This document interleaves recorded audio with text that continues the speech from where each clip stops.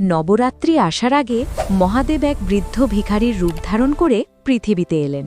ঝুঁকে থাকা শরীর, ছেঁড়া কাপড় আর হাতে একটি পুরনো লাঠি।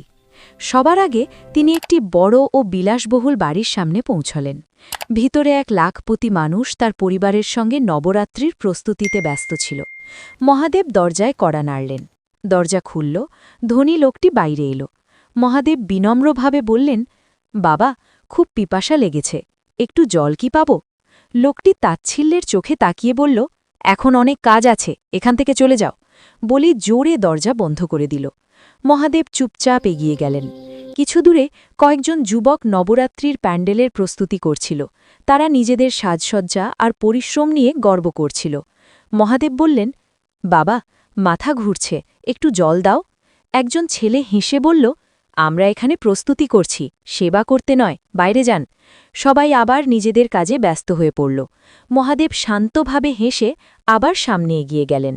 তারপর সেখানে এক গরিব বৃদ্ধা বসেছিল। সারাদিন পরিশ্রম করেও তার আয় খুব কম ছিল। বৃদ্ধা দেখে সঙ্গে সঙ্গে উঠে বলল, বাবা, বসুন, আপনি খুব ক্লান্ত লাগছেন। মহাদেব ধীরে বললেন, মা, খুব ক্ষুধা লেগেছে। বৃদ্ধা এক মুহূর্ত না ভেবে তার ঝুড়ি থেকে একটি কলা আর এক বোতল জল এগিয়ে দিল।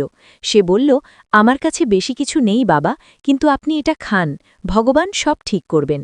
এটা শুনে মহাদেব খুব খুশি হলেন এবং নিজের দিব্য রূপে প্রকাশ পেলেন। তিনি সেই ছোট ঠেলাটিকে একটি বড় ফলের দোকানে রূপান্তর করে দিলেন। কিন্তু আফসোস, তবুও মহাদেবের জন্য কেউ লাইক আর সাবস্ক্রাইব করল না।